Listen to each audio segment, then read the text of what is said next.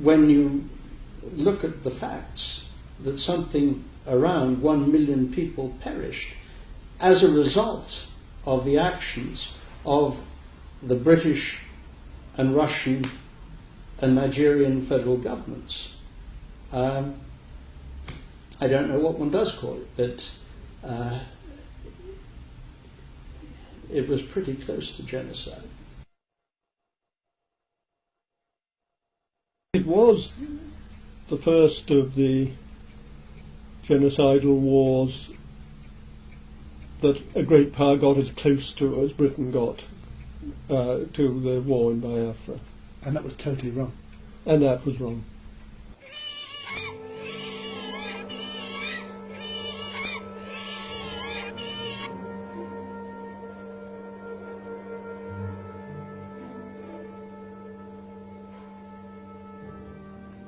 Over 1 million Igbos, Biafrans, all British Commonwealth citizens, died in the Nigeria-Biafra civil war. Today, more than 30 years later, questions remain. Was it genocide? Was it backed by the British government, willingly or unwillingly?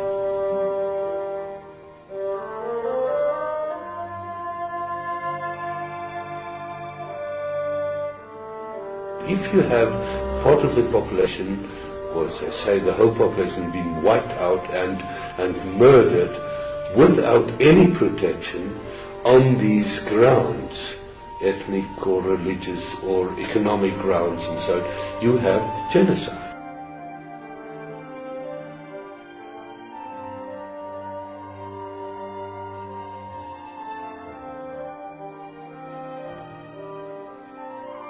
The Nigeria-Biafra civil war was also the first media famine.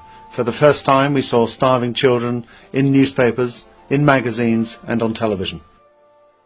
Well, it was very much the sort of headline news in the papers here for a long time, and opinion was greatly divided as between those who felt that that the Igbos had a case and that Nigeria was badly governed and that it was time that something happened and that the Igbos were good people who deserved to be, and others who felt that Nigeria should remain as it was and the boundaries should remain, and if you fiddled about with the boundaries you were going to be in real difficulty, and it was a very bad precedent for other parts of Africa. Nigeria, the richest and most populous nation in Africa. 360,000 square miles, the same size as Britain, France and Germany.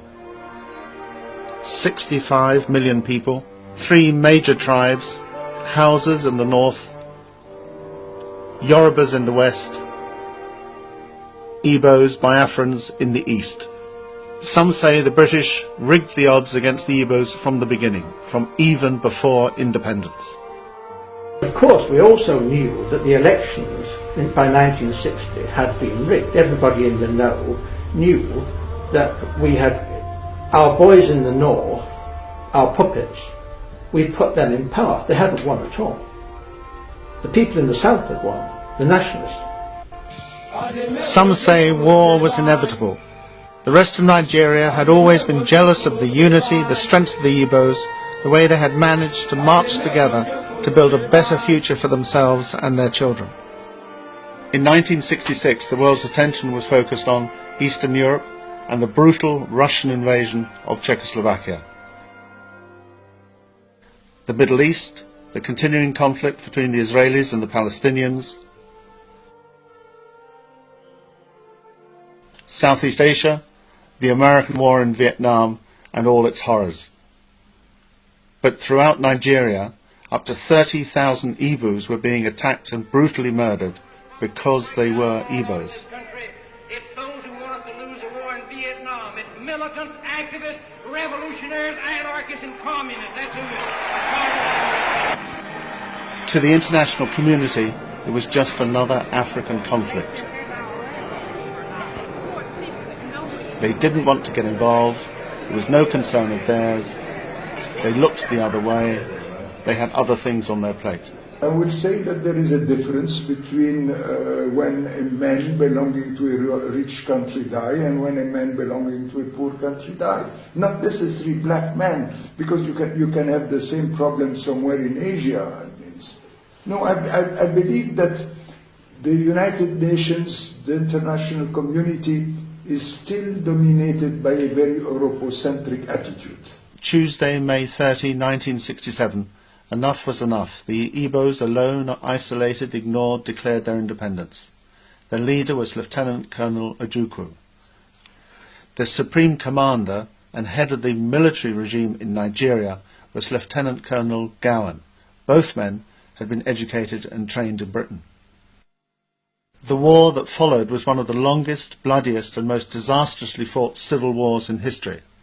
In just 3 years they used more small arms ammunition than was used by British forces during the whole of the Second World War. The casualties were horrifying. The war was also unlike any other civil war in modern history.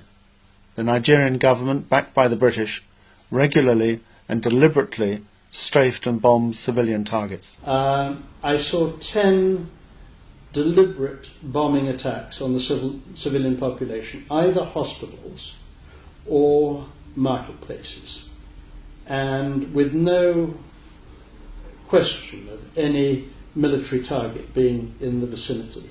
At precisely 1:30 every day, they come over the town as the marketplace is full, as patients are sitting out on the lawns at hospitals.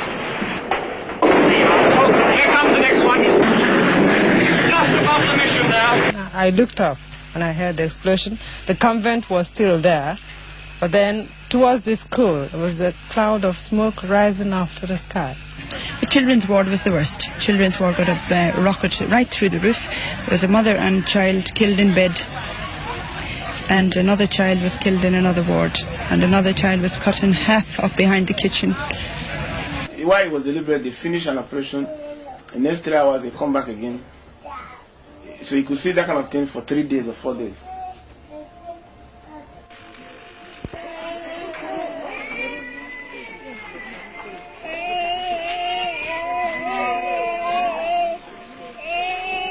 Even more horrifying, the Nigerian government deliberately used famine as a weapon of war. The name Harold Wilson became a curse. Starvation was known as the Harold Wilson syndrome.